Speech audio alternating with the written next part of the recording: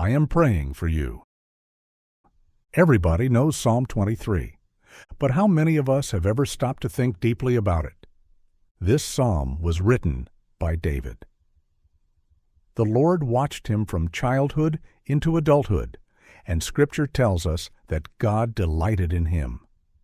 Long before David became king, God already knew the kind of man he would become. As a young shepherd, David showed remarkable courage and faithfulness.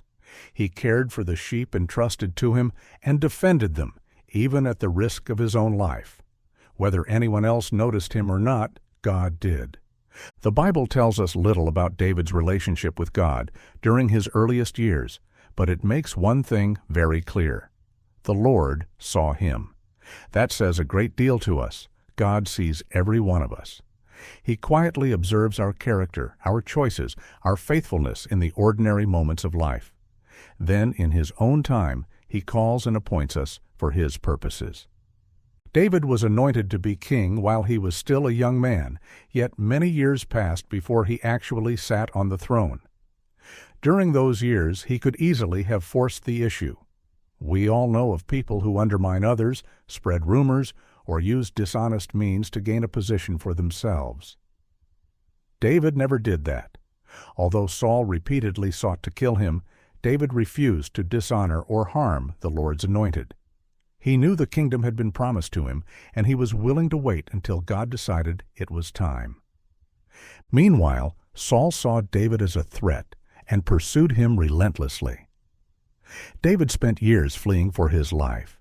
He learned to remain alert, to adapt to changing circumstances, and as the Bible repeatedly says, David behaved himself wisely.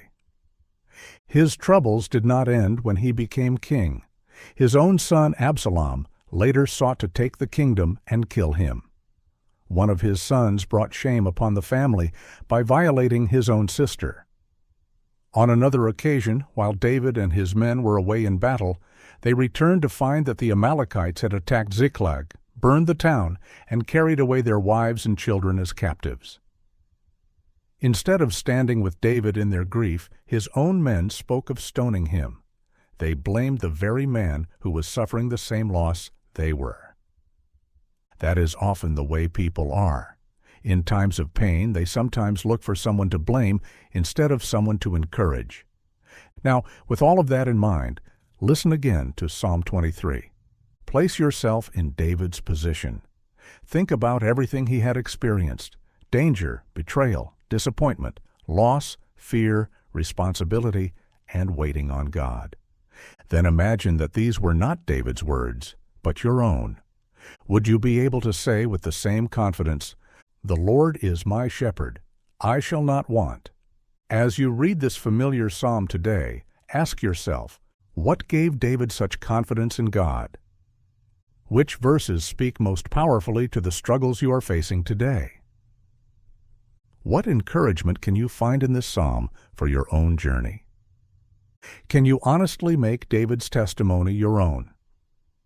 Perhaps the greatest lesson of Psalm 23 is this: David's confidence was not built on an easy life.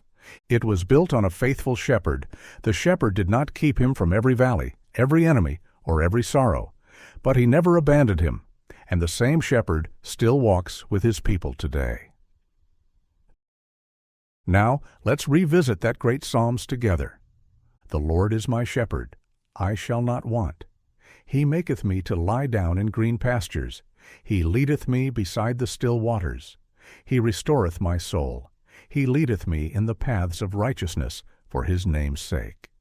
Yea, though I walk through the valley of the shadow of death, I will fear no evil. For Thou art with me. Thy rod and Thy staff, they comfort me. Thou preparest a table before me in the presence of mine enemies. Thou anointest my head with oil, my cup runneth over.